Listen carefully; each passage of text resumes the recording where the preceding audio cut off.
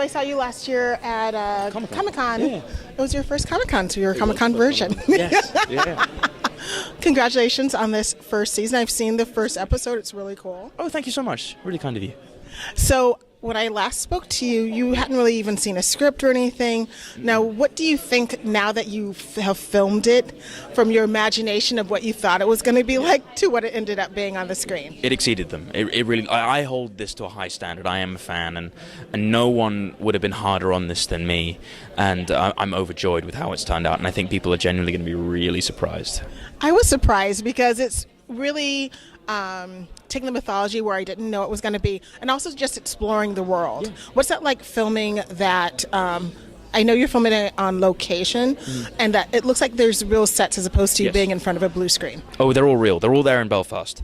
You know, you got to come sometime because they are absolutely spectacular. They are epic in scale, but down to the really, really fine details. This is a real living, breathing world that we go to work in every day.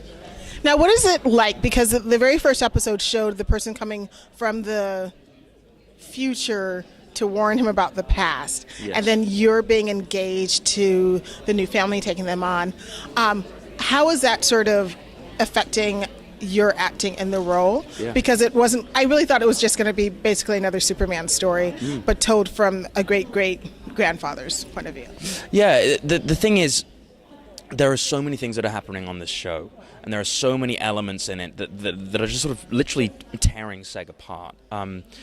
And he's desperate to try and figure out who he is.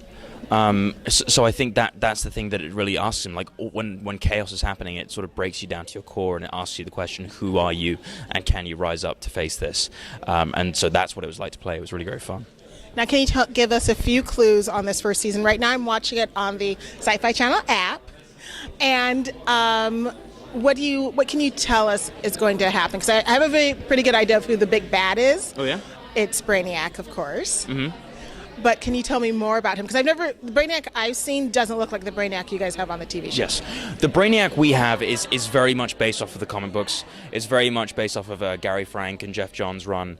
And he's a really deeply interesting character. We pride on ourselves in this show of having a world that is shades of grey. There are no goodies and baddies. So even Brainiac, with his really messed up ideology of I've got to collect all the knowledge in the universe, he believes he's doing that for noble reasons. So we really get into that as well.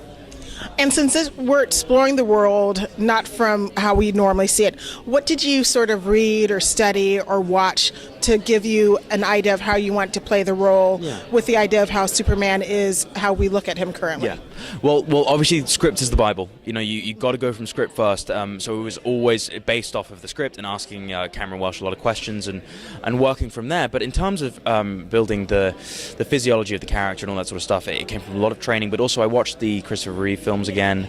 They're wonderful. They're really great, aren't they? And just little things like the comic books, going back to sort of Gary Frank's the beautiful Superman he drew, and things like body language and facial tics and things that can be carried around, down generations, like the way he holds himself and the things that he believes and says. Those are things that I sort of made notes on, and there are little references to in there. And watching it, it's physical, what you expect from a Superman, but the physical that you're doing is so different. What training did you have to do to prepare? Because you're doing a lot of fight scenes, you're doing a lot of dropping and falling, there's people being stabbed. It's not the Superman I normally associate with. Yeah, I was doing a huge amount of my own stunts, which was really, really fun, and I really enjoyed it. I was doing months of putting on muscle mass. I put on about 15 pounds of muscle, and I leaned out from there. I was doing boxing and MMA every day. I was lifting weights every day. I was doing fight choreography pretty much every day. It was really good fun. Yeah. You didn't get hurt, did you? I got a few shiners, but nothing too serious. Well, you look gorgeous. I'm so happy to see you. Congratulations. Thank you so much. Great to see you again. And it was so nice to see you last year at San Diego Comic-Con, you talking about it.